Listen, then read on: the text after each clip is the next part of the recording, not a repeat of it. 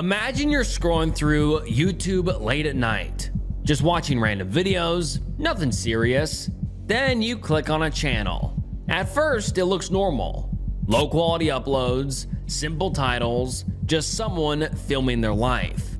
But something feels off. The way they talk, the way videos shift unexpectedly, and the way things are said that make you just feel unsettled. So you dig deeper, and you realize you're not watching a normal YouTuber anymore. You found something disturbing, and you've only scratched the surface. Today, we're diving into some YouTube channels just like that. And before we get into it, make sure you like the video and subscribe to the channel. It helps more than you know. And let's get into it. Babat's Only Vendetta. It's late November in the Philippines. The weather is beautiful.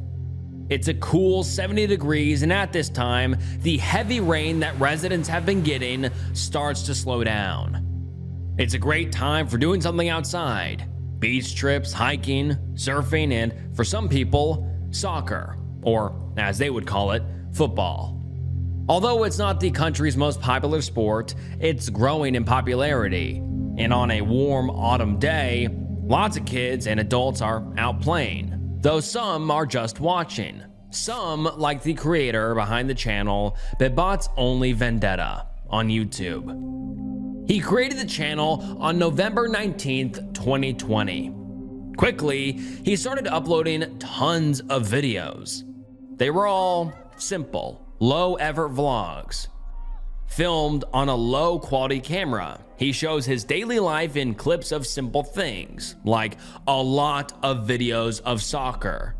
Most are younger kids playing on teams that he may even be coaching, but not just soccer. There's also videos on cars, food, or just him talking about whatever is on his mind. It's a normal YouTube channel, someone that just wants to share their life, take videos of the things they love, and have a place to keep all of those memories. But also, it seems like there's a hope and ambition that he'll gain an audience. In fact, he starts out a lot of videos by talking to this audience, despite the low amount of views and comments most videos get. Even in his first video, he opens up with saying, "Hello, true believers. This is Babat's Only, and I know everybody has been wondering where I've been in the past, but here I am." Kinda odd for someone's first video on a new channel. It raises a few questions. Is this person just a little egotistical, or even a bit delusional? Or is there more backstory to this channel than these seemingly ordinary videos are letting on? Well, it seems like it when I come across one video that stands out, to say the least. It's titled, "Babat's Only Charged with R-Word and Trafficking, Arrested in the Philippines." The description says, "Babat's Only with no friends, no looks, no money, no personality, and no connections faces R-word and trafficking charges, arrested in the Philippines and locked up abroad." Now, this perfectly average channel seems anything but that. All of these seemingly innocent and wholesome videos now seem haunting, gross even, knowing who was behind the camera. And to make a public video fully addressing charges like this is insane, but it gets so much worse when the video actually begins. He starts out by reassuring everybody. That's right, calming down his fans that everything is fine. He was only just charged with an evil, heinous crime. A crime which he has court papers laid out in front of him. You know, the literal evidence for us to see. But despite that, he spends 19 minutes and 33 seconds basically talking in circles. Multiple times he'll be about to go into one point and then say that's for another time, and then ramble on with excuses for 5 minutes.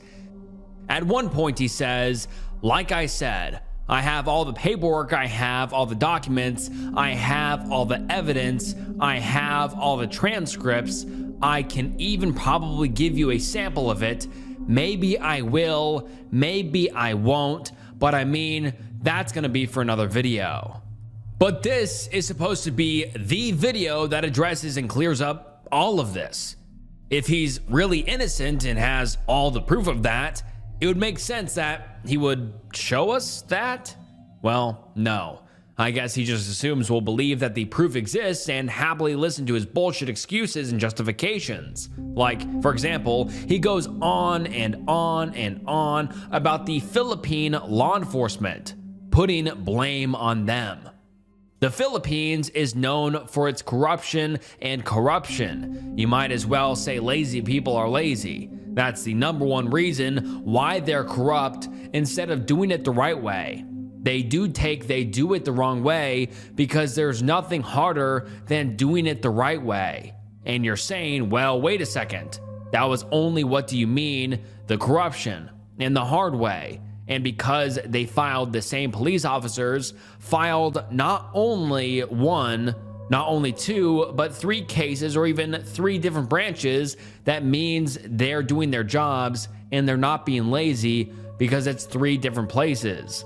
Yes, initially that's what you'd think, and that's the biggest problem when it comes to the Philippines, is the perception of people is completely all wrong.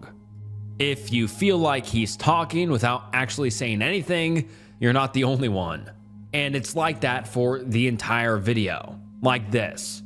You know the answer to all the questions. The problem is just accepting or bridging together the two realities, and there's nothing harder than the truth and the reality, because I've said here in the Philippines that truth is in no way it's detrimental to survival. So when people here are living day to day just trying to survive, the truth is the first victim over here. Genuinely, what the hell is he talking about? Watching this feels like I'm watching a kid try to lie their way out of getting grounded. It's maddening.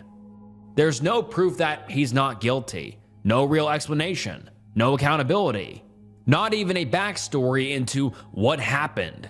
He just shows us literal court documents that show he's been legitimately arrested, but he talks for 20 minutes about how it's all fake without giving a single reason.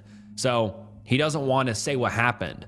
Luckily, some users on Reddit figured out the real story. In July of 2018, an enraged mother in Batangas filed a complaint to police about a man who was taking photos and having intimacy with her very young daughter. This man was Mark Christian Catley, as we can see from this news broadcast, which is Babat's only vendetta.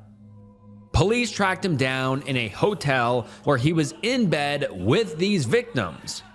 Once investigated, cops found out that it wasn't just these two girls.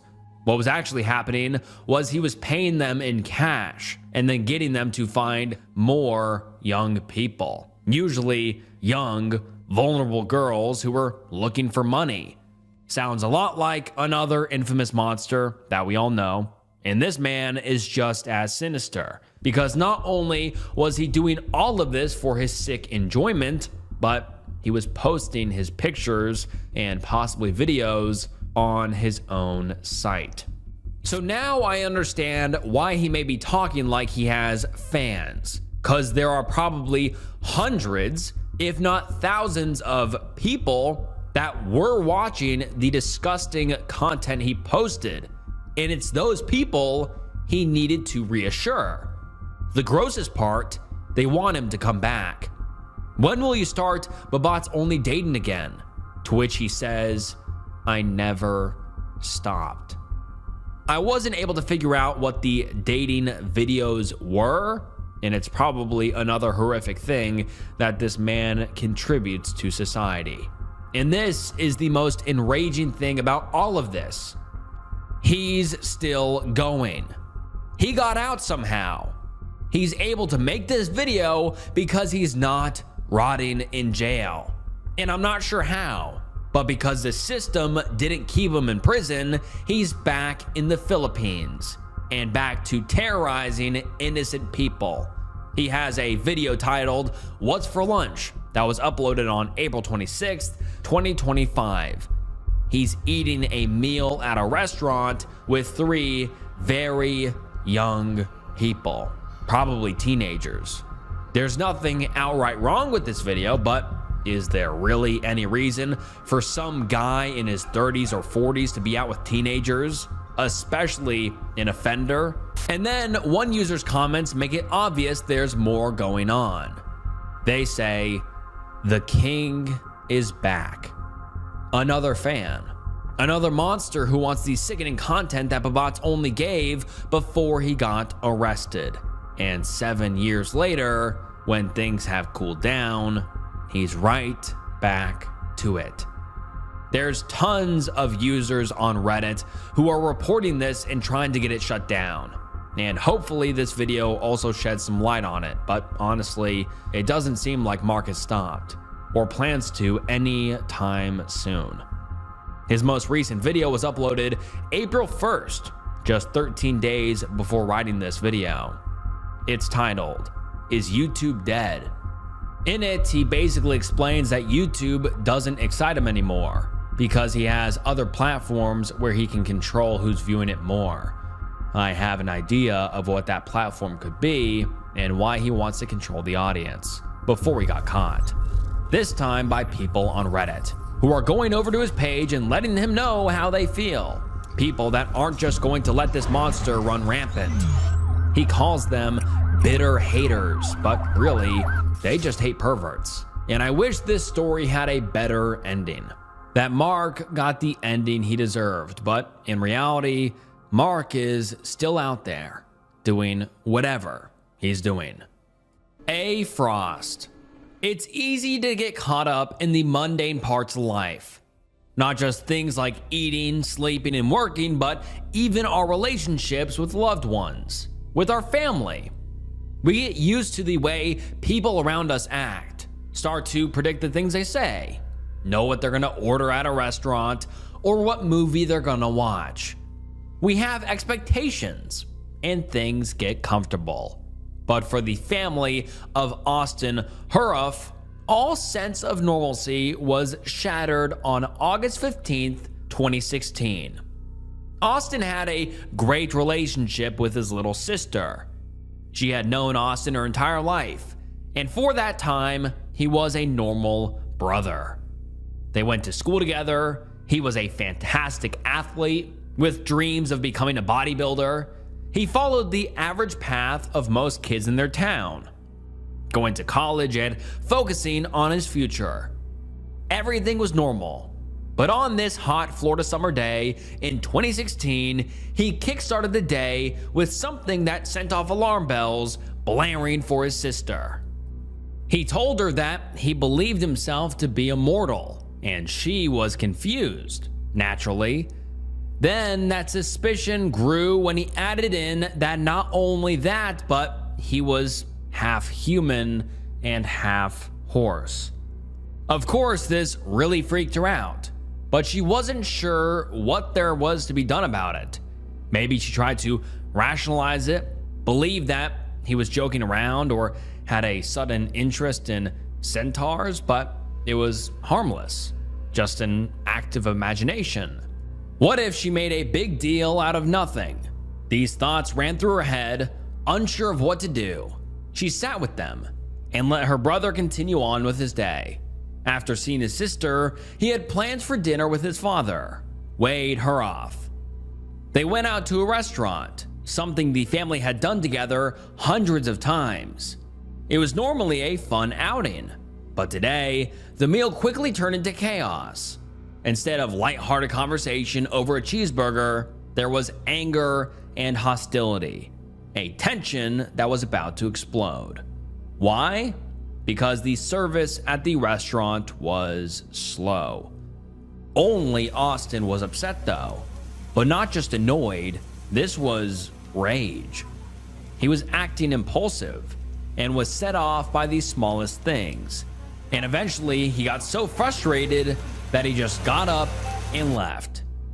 He walked 2 miles to his mother's house, who was most certainly not prepared for this. But what was anger turned into something more bizarre. It started with Austin trying to drink cooking oil. Despite his mom's attempts to stop him, she did manage to get through to him, so he wouldn't drink it straight by itself, but he did put it in a bowl with Parmesan cheese. From his mom's perspective, this was insane behavior. But it got crazier. After the oil, he started to talk about demons being in the house, in her house. And not just that they were after him, but that he also had superpowers. I don't know if his sister had mentioned what he said in the beginning of the day, but she didn't need to. His mom knew this was bad. This wasn't some elaborate prank or a joke. Unsure of what to do, she took him back to the restaurant where his dad still was. Her intention was to hopefully calm things down, thinking that maybe backup would help. And unfortunately, this did the opposite. Wade had absolutely no idea how to handle his son. Austin had never acted like this before. He didn't understand what was happening. All he knew was that Austin was clearly bothered with something, and whatever this was making him act out. Maybe, in his mind, this was like a temper tantrum, because when Austin got back to the restaurant, the two got into it. A fight broke out between them, ending with Wade grabbing his son by the shirt collar, asking, "What is wrong with you?" Luckily, Wade's girlfriend broke up this tense moment and told him to stop. Listening to her, he let go, but that didn't take back what had happened moments before, and Austin, who was already in such distress, had enough at this point. He left the restaurant again, but this time he didn't go back to his mom's house. Instead, he wandered the streets by himself. He continued for about 4 miles. While that was happening, his mom had called 911. She reported that her son was acting erratic, out of control, and not like himself. She told the operators about the demons and the superpowers he thought he had, but she was too late. Whatever was going on in Austin's mind had already gotten too intense. Whatever was chasing him or directing him had taken complete control. At the same time, there was a Florida couple who were enjoying a relaxing Monday night in their home. This was John and Michelle Stevens. They lived in a quiet neighborhood where not much happened, and tonight was no different, except everything was different for Austin. He was not the same person he had been for 19 years. If that person had crossed paths with John and Michelle, they probably would have gotten along great. But that's not what happened. This wasn't the charming, fun, and ambitious kid that everyone knew. No, this was someone different. Someone who impulsively decided that he should break into this nice couple's garage, use his pocket knife along with tools from the garage he just broke into, and attack these unsuspecting people. 2 people who were completely unaware that in just minutes, their lives were changed forever. I'd like to say that there was a happy ending to the chaos that ensued that day, that John and Michelle were able to fight him off, or that he snapped out of whatever state he was in. But the reality is far from that. This was quickly a bloodbath, one that ended with an injury of a neighbor who stepped in to protect his friends, and the tragic death of those 2 friends, and a very brutal one at that. I won't get into the gruesome details of it, but not only did Austin stab the 2 repeatedly, he also consumed parts of his victims. The town sheriff said it was the most violent crime scene he had ever witnessed. But it wasn't just the innocent couple and the neighbor that ended up hurt. Austin put himself through the ringer too.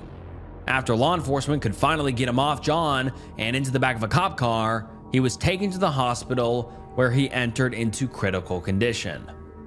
Doctors found that he had ingested something like bleach or something else that was caustic and put him close to death. This was most likely consumed from something the couple had in the garage at the time of the attack. Whatever he had drunk put him in an unconscious state, and while he was out, the questions grew. What had just happened? This seemingly ordinary boy had just committed the most violent murder his nice suburban town had ever seen. Not just that, but had killed 2 people he had never even met before. It was an understatement to say that the town, the state, and even that nation was shocked. Everyone was horrified. It was sickening and also confusing. How had this happened? Who was to blame? Instantly, there was a deep dive into Austin's history.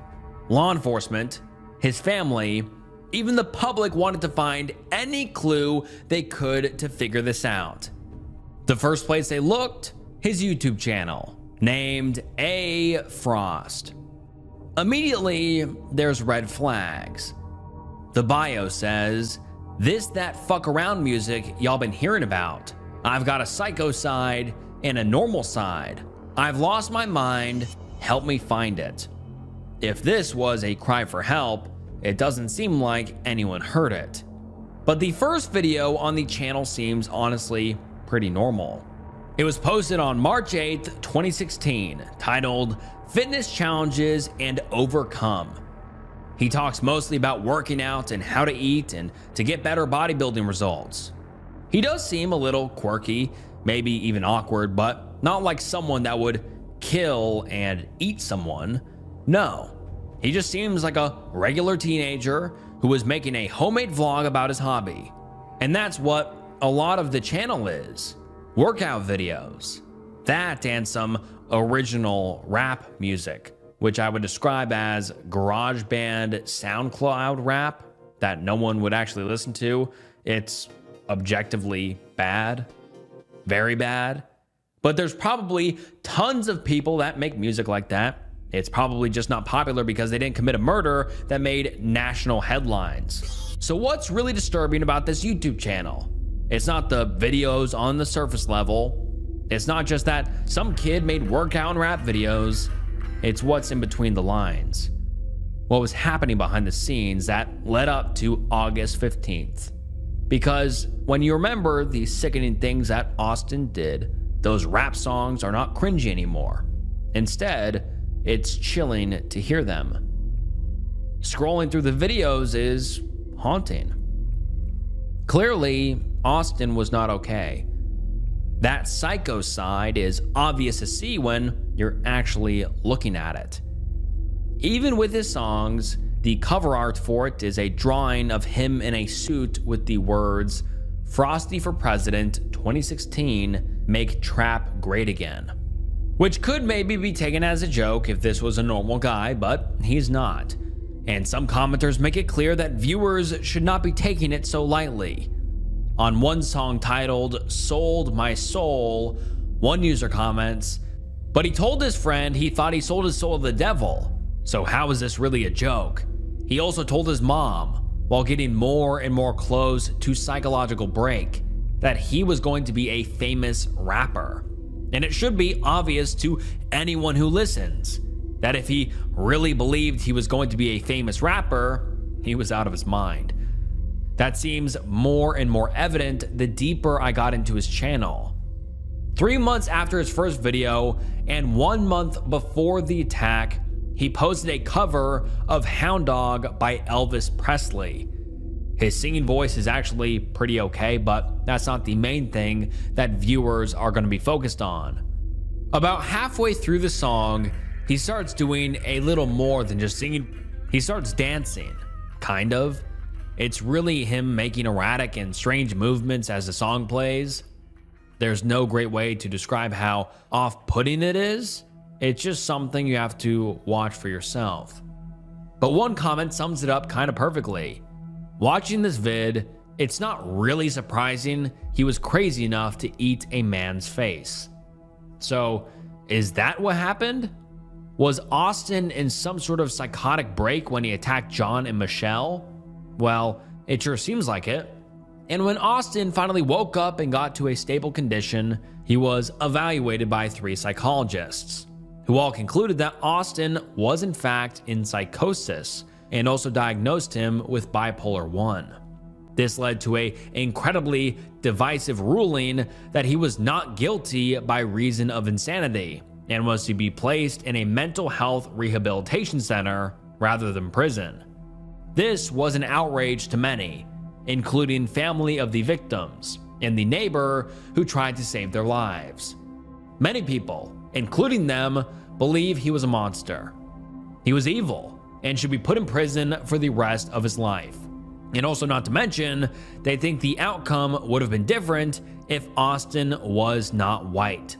And it's understandable that these people who were so tragically affected by what Austin did would feel this ruling did not bring justice. I mean, he completely upended their lives by killing someone they loved in such a horrific way.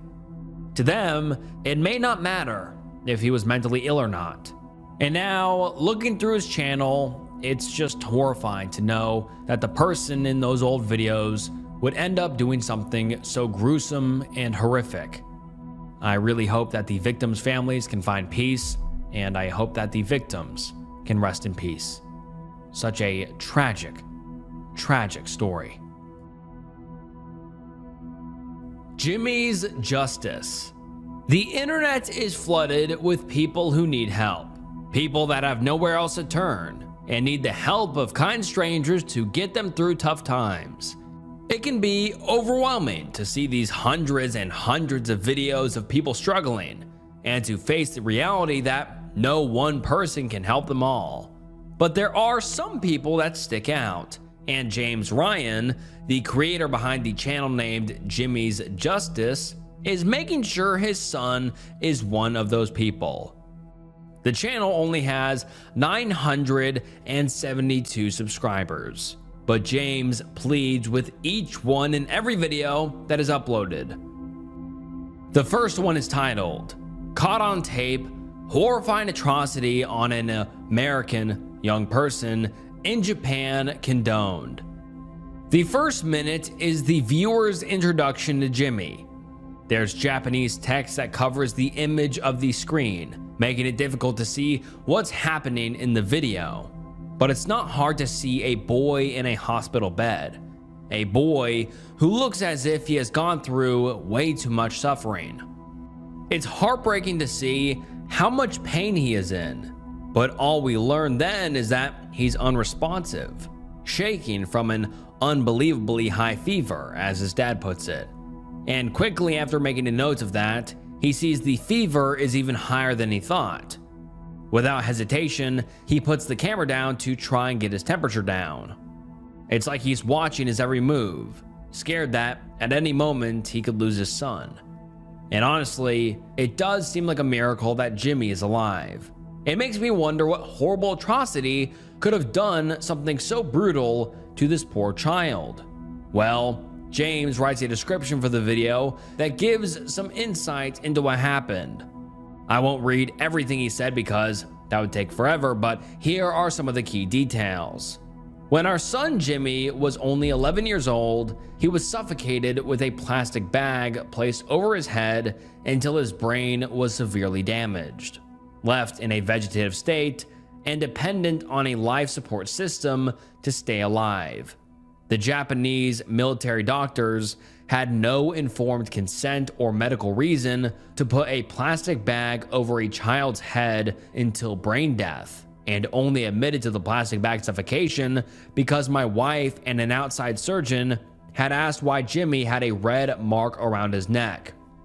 We have tape-recorded evidence of one doctor who suffocated our child, who then abandoned our child to die, who then withheld therapy, who then conspired to cover up the crime and deny any involvement or knowledge of what happened to Jimmy.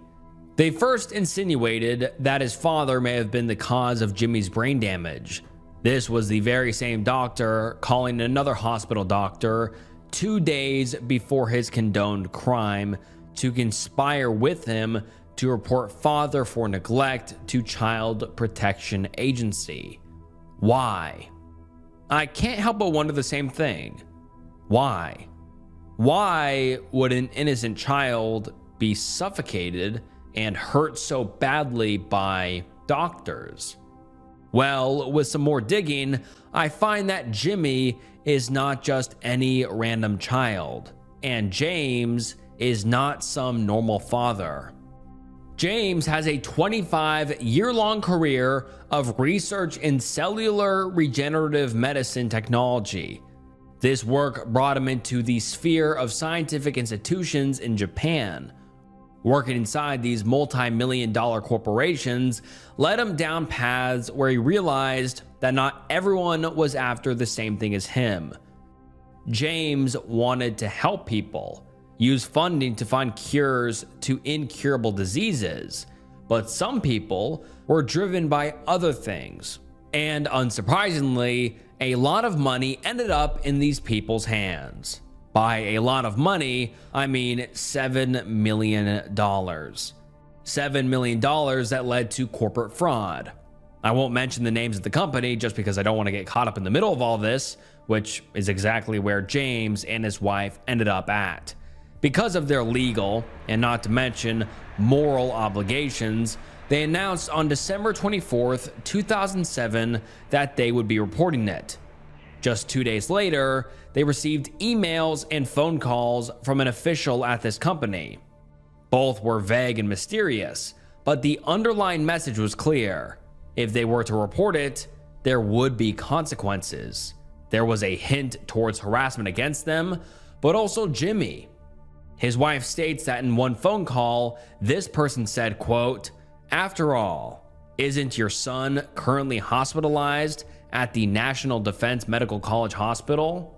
Then on December 28th, just 4 days after the threat of whistleblowing, Jimmy was strangled at that very hospital. Going to visit him at 5 a.m. that day, James found his son with his eyes locked open and a fever of 107 degrees. It was more than shocking. It was horrific to see his son in such a critical state so quickly. But it was clear as day to him what had happened. Him and his wife announced their plans to air out the fraudulent activity, and less than a week later, Jimmy was on the brink of death. Not only that, but according to James, they withheld the medical treatment that was necessary to treat his son. But it still feels like there's a missing piece to this story. For one, strangulation is obviously no joke, but it doesn't look like that's the only explanation for Jimmy's injuries. I'm no doctor, but one look at the poor kid, and it seems like there has to be more. Some other users agree, saying, "I just have one question. How could your rib cage collapse from being suffocated from a plastic bag and your spine get disfigured?" To which James replies, X company, I'm not going to mention the company's name, secretly funded unlawful skeletal growth and brain developmental experiments with support and in cooperation with criminal government, something I'm not going to mention the government official either. And so that sounds like a lot. For more information though, he also links a Google document to a complaint he made to the Committee Against Torture, which is a part of the United Nations Human Rights. In it, he states that Jimmy was born a healthy child, but at 2 months old, he had developed a cold. That's not abnormal for a baby, but along with the cold, he also had some weird eye movements. It was concerning enough that they brought him to the National Center of Neurology and Psychiatry, where James says, quote, "They repeatedly stabbed a long needle into Jimmy's skull with intent and fabricated medical examinations and diagnoses. Then 10 days later, Jimmy somehow ended up at a different hospital. And for some reason, the doctors there wanted to continue these incorrect diagnoses that the previous doctors had made. Here, James says they lied to frighten Jimmy's parents, concealed medical data that showed Jimmy was a healthy, normal infant, with intent to subject Jimmy to inherently dangerous and medically unnecessary brain surgeries / experiments, drilled into Jimmy's skull, harvested brain tissue, spinal fluid, and cut open his stomach. And then a doctor's name, which I'm not gonna leave in because none of this is verified, injected 5-month-old Jimmy with lethal doses of some sort of drug used for death penalty executions, recklessly failed to place a ventilator on Jimmy, which inflicted cardiopulmonary arrest. Without informed consent, doctors tested 57 types of epileptics, psychotropic, and anesthetics drugs on a U.S. infant who survived torturous brain surgery experiments, then deprived Jimmy of critical medical care, willfully inflicted severe pain, suffering, grievous bodily injuries, life-threatening seizures, aggravated by some sort of drug which caused cardiopulmonary arrest. But this is before the whistleblowing incident. So why all of these cruel, barbaric experiments? Well, James says that it was racially motivated. In what way? I'm not entirely sure. Jimmy was born in Tokyo and is half Japanese on his mom's side, but I believe he holds American citizenship from his dad. So is this presumed racism because of his American heritage, since he's in Japan? That's my first thought. But James also mentions that it's because of his darker skin. But they're also in Japan, so it's sort of unclear where the racism is coming from. And if that is the reasoning behind all of this torture, that's insane. A lot of it is the timeline. James says that all of these experiments, which resulted in severe health complications, happened 10 years before the strangulation. It's only fair to be surprised that nothing worth mentioning happened in that time, and also to wonder how Jimmy has been surviving that long. There are some people that are not afraid to ask these questions. On a video titled, "Warning, Graphic, Child Suffocated by Japanese Doctors with Plastic Bag, May Be Upsetting," the video even starts out with text that mentions that his life expectancy is now very short. Some viewers are very confused and want answers. Someone says, "Is there any new photo or video evidence? It seems like all the videos you keep showing are from many years ago. Is he even still alive? I've watched 2 videos made by other YouTubers where one of them dug into everything you have posted and what your name is tied to. It's weird that you own a medical company. When searching up the address, it leads to a 3 to 4 house bedroom. This doesn't add up. It seems you are even unclear about when this happened. Why was your son in the hospital in the first place? Did he have prior medical issues? If you had just been clear and given more evidence, I would never question this situation." Honestly, though it's a little invasive, they're pretty reasonable questions. James doesn't think so. Most of his replies are just commenting the link to the Google Doc over and over again. And then when the previous user responds, he adds in a passive-aggressive and frustrated comment like, "I do not mean to sound rude, but are you a child or young person?" These questions are of someone who has most likely never created a company. I'm not sure how creating a company is relevant to the situation at hand, but clearly the questions are bothering James. And then on the flip side, his vague answers are bothering people that don't understand what's happening. Some are even going as far to believe that he's lying, and there's actually something much worse going on in an already pretty awful situation.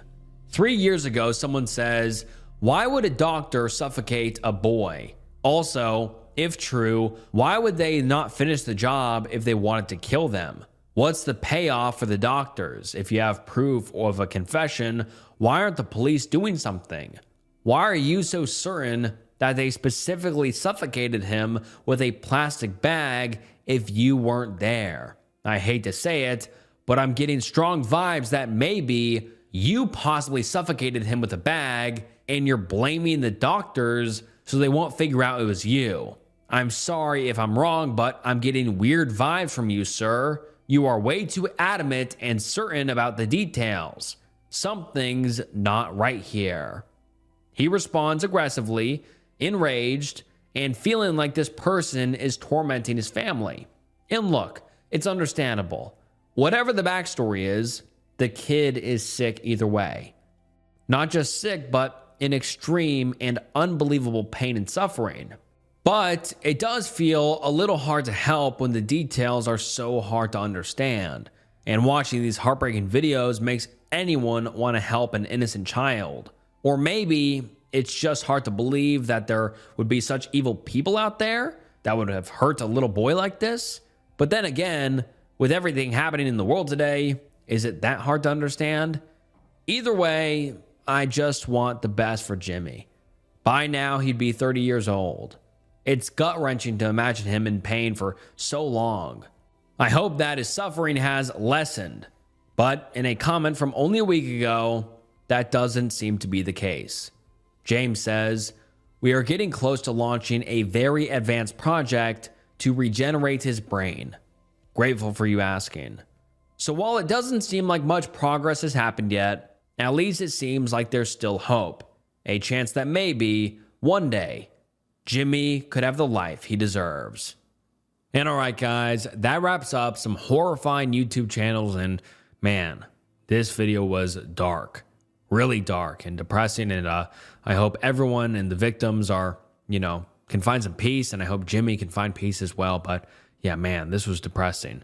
But hopefully you found the video relatively interesting, and please like the video and subscribe to the channel. It helps me keep making videos like this. I appreciate all the support, and I appreciate you guys watching. It means the world. Thank you guys for watching. Please check out some other videos on the channel if you enjoyed this one. And all right, that wraps up today's video. Thank you so much for watching, and this was Snook, and I'll see you next time. Bye.